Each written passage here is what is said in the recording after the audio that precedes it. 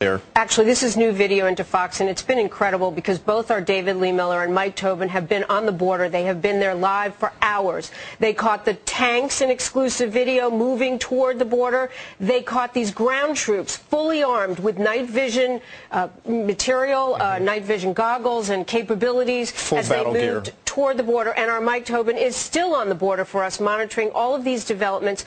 Mike, now that we know that the IDF has confirmed to Fox that the ground invasion has occurred, what has changed from your vantage point?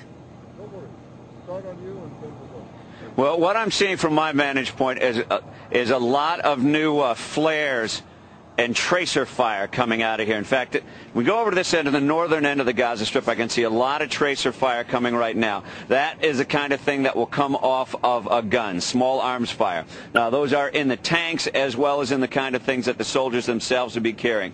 It seems to be fire that is going into the Gaza Strip. Again, we're not seeing a lot of fire coming back out of the Gaza Strip. And that really is typical for the way these Hamas-type militants will fight. When the big armor comes through, when the big forces come through, we've got word that at least 20,000 Israeli soldiers are going in as part of this infantry force.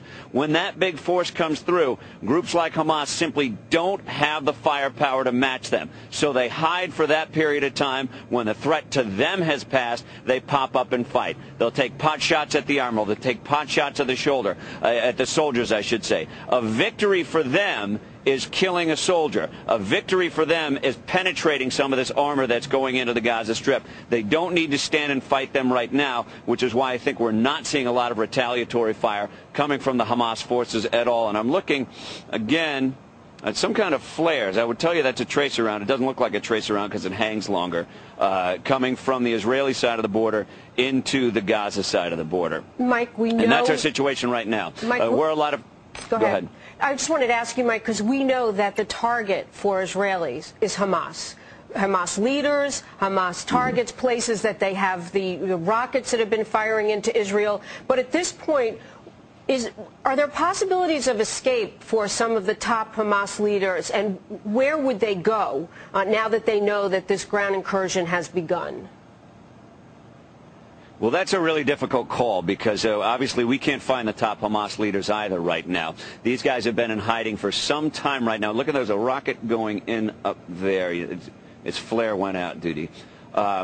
They've been in hiding for some time right now, and presumably they would hide somewhere within the civilian population to get the safety in numbers. And the advantage they have of hiding around the city of Gaza is the fact that it is so packed full of people. They can get lost in the crowd there if someone is bringing them food, the things they need to survive that wouldn't necessarily stand out and alert anyone who was talking to the Israeli intelligence network. Just heard a big boom come out of the Gaza Strip after I tried to get a shot of whatever that was streaking across the sky on camera. When we see these rockets and things fired from the aircraft in the night sky, what you see really is just the engine at the back. Whatever is flaring up out of the back of that rocket, we'll see a bright light streak across the sky, and sometimes it will extinguish before it actually makes impact there into the Gaza Strip.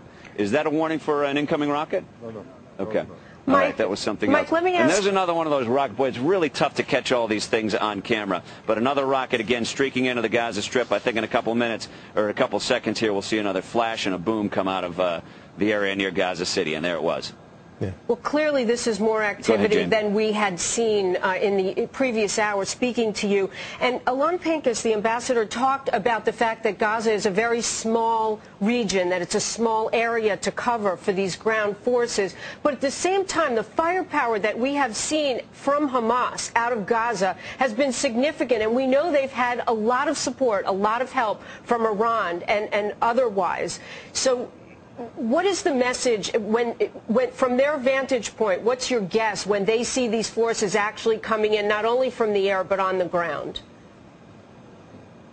Well, what they have done is prep the ground to the best of their ability. And I've been with the Hamas forces, and I've seen some of their new, better IEDs, if you will, improvised explosive devices. In fact, it's almost improper to use the term IED because they're a little more advanced. These are sophisticated bombs that they pack full of TNT, put them in the ground, wait for the ground forces to come in. I've seen the kind of different tripwires, et cetera, they have. And So I just saw another thing rocket across the sky into the Gaza Strip and then make kind of an upward turn. I'm not really sure what kind of a weapon that is. But again, the Hamas militants, they prep the ground with booby traps, with roadside bombs, their goal being to penetrate the armor of one of these tanks or armored personnel carriers. And once they penetrate the armor, that's a victory for them because they kill the soldiers inside. The people in Hamas aren't out to gain any ground like a sophisticated military. They're simply up to wage a battle against this incoming force. If they stand up to this force, the force will ultimately leave the Gaza Strip. When that force leaves the Gaza Strip, it gives the people in Hamas the opportunity to claim victory, particularly to their own supporters. Well, they certainly, if they've positioned themselves among civilians, are certainly putting many of those civilians at risk, and knowingly. And knowingly, that's exactly how they fight, because they can't win the war straight up. So at the same time as they're fighting a battle, they're fighting a PR campaign. And we've got a lot of tracer fire here, again, in the northern area of the Gaza Strip. I don't know if you can get a look at it, Didi. But, yeah, there's some small arms fire taking place. You see that over there, Didi?